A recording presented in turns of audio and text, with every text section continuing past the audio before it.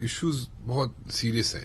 اگر پولیٹیشین سے چلو پولیٹیشینز تو ایک سائڈ پہ ہو گئے نا, پولیٹیشینز بیٹھتے ہیں, بیٹھ کے ایک کمرے میں سارے مسائل حل کرنے کی کوشش کرتے ہیں, اور وہ ٹھیک ہے جناب, وہ ظاہر ہے کسی کے کہنے پہ بیٹھتے ہیں, خود تو بیٹھنے کے لیے تیار کبھی بھی نہیں ہوتے یہ لوگ, لیکن اینی ویز کوئی آؤٹ کم نہیں نکلتا.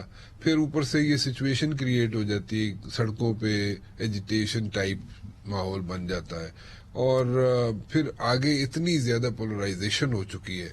ٹھیک ہے, سو ان ساری چیزوں کو اگر مد نظر رکھیں آپ, اور تو آپ کے خیال میں پھر کسی سے گلہ تو نہیں کیا جا سکتا, نہیں میں نے پنڈی سے گلہ تو نہیں کریں گے. نہیں, میں نے تو ایک بڑی مقتدر شخصیت سے پوچھا کہ جی اگر ٹاکس ہوتی بھی ہے, ایک جیم ہو جاتا ہے, نئی صورتحال بنتی, اس کے بعد بٹھا دیتی ہے اسٹیبلشمنٹ ان دونوں کو, اس کے بعد بھی نہیں ہوتی, پھر کیا ہوگا؟ تو نے کہا نہیں, مجبور کریں گے کہ یہ لوگ سولوشن لائیں. یہ تو ان کا خیال ہے نا, اس کے بعد نہیں ہوتا. دیکھیں بڑی عجیب سی سچویشن ہے صاحب, گورنمنٹ افورڈ ہی نہیں کرتی ریزائن کرنا یا باہر آنا. انہوں نے اتنے سخت فیصلے لیے ہیں کہ ان کو کم از کم 8-10 مہینے چاہیے کہ شاید کوئی موضوع ہو جائے, کہ حالات بہتر ہو جائیں. وہ افورڈ نہیں کرتے گورنمنٹ چھوڑنا. عمران صاحب افورڈ نہیں کرتے پیچھے ہٹنا. ان کی ساری ایجیٹیشن کی کیمپین ہے, مومنٹم ہے. مجھے نہیں سمجھ آ رہا کہ بریک تھرو کس بنیاد پہ ہوگا. ایک ہی بریک تھرو ہو سکتا ہے کہ وہ الیکشن ہو اپریل مئی کے, کوئی الیکشنز ہو جائے عید کے بعد. اگر اپریل مئی کے الیکشنز بھی ہوتے ہیں, اس کا گارنٹر کون ہوگا؟